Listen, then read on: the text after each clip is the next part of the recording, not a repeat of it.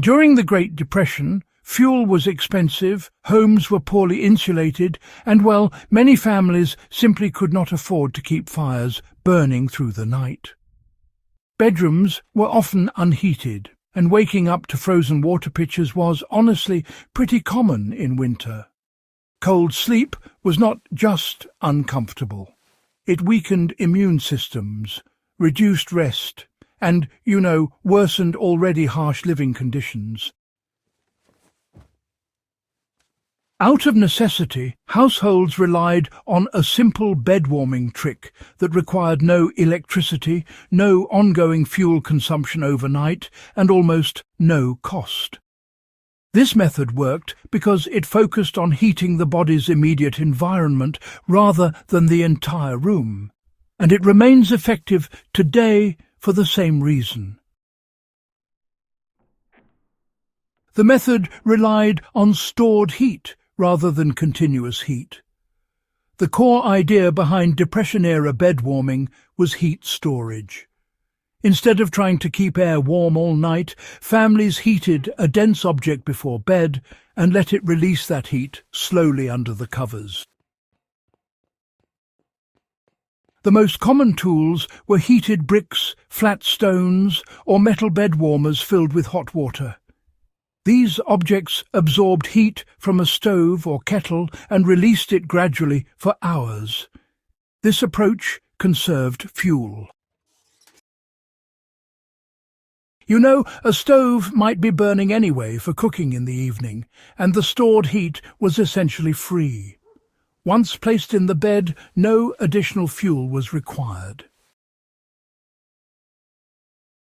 Heated bricks became the most widespread solution.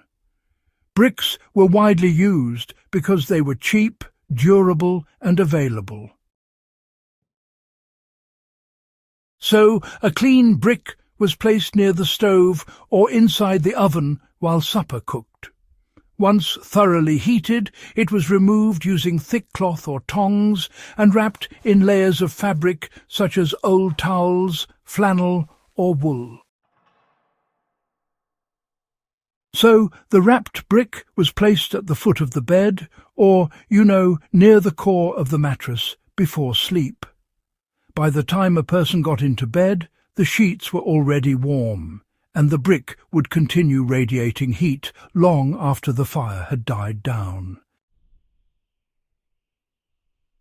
To apply this safely today, the brick must be fully wrapped to prevent burns, and it should never, ever touch bare skin. The heat should feel warming, not scorching, when you test it through the cloth. The real effectiveness of this trick lies in thermal mass. Dense materials like brick, stone, and cast iron can store large amounts of heat energy and release it slowly over time. On the other hand, thin materials heat up quickly, but, they cool just as fast. During the Depression era, households really learned a thing or two through hands-on experience. A properly heated brick could actually stay warm for several hours, long enough to fall asleep comfortably and, remain warm through even the coldest part of the night.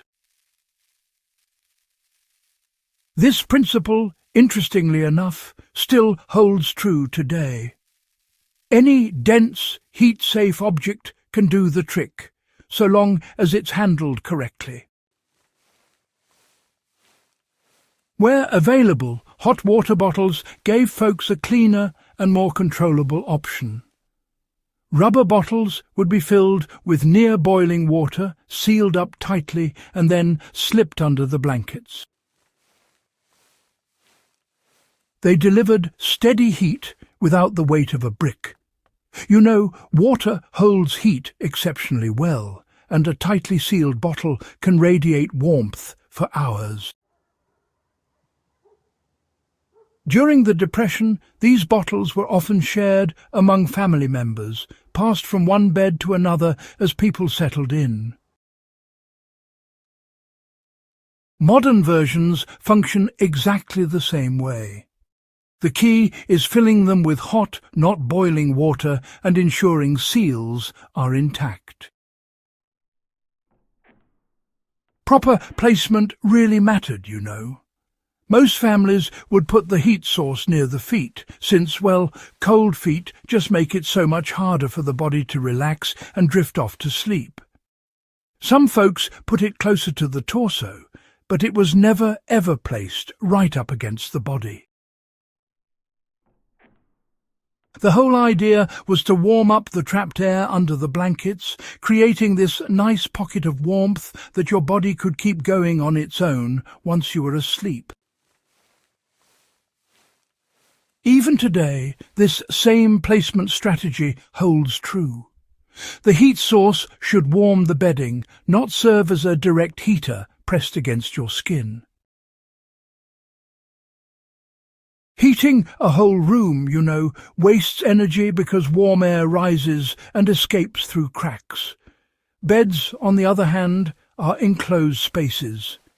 Blankets trap air, and, well, the human body adds its own heat once comfortable. By warming the bed first, Depression-era families reduced the energy the body needed to stay warm.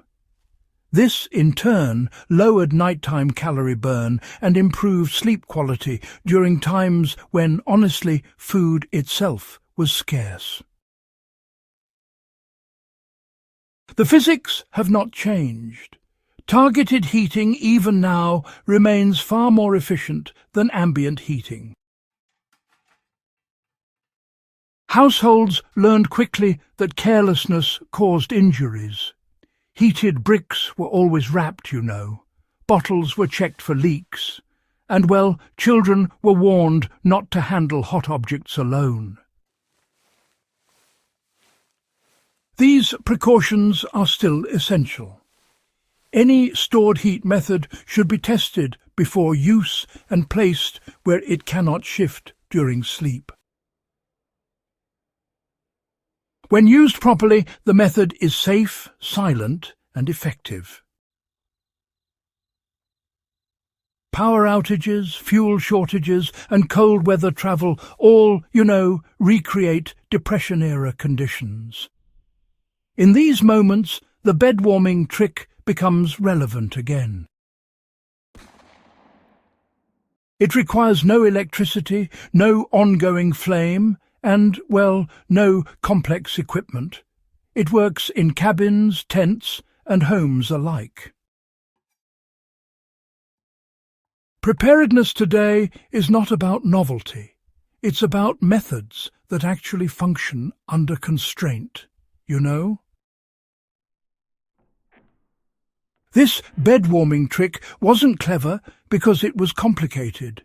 It was clever because it respected energy limits and human needs. It delivered comfort right where it mattered most, and honestly, wasted nothing.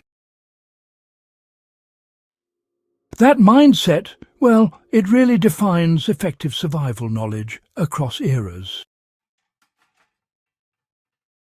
If this guide added meaningful insight into how past generations stayed warm with limited resources, go on and subscribe to Backyard Wisdom. Share this episode with others who value practical history and help keep proven knowledge alive for the moments when it matters most.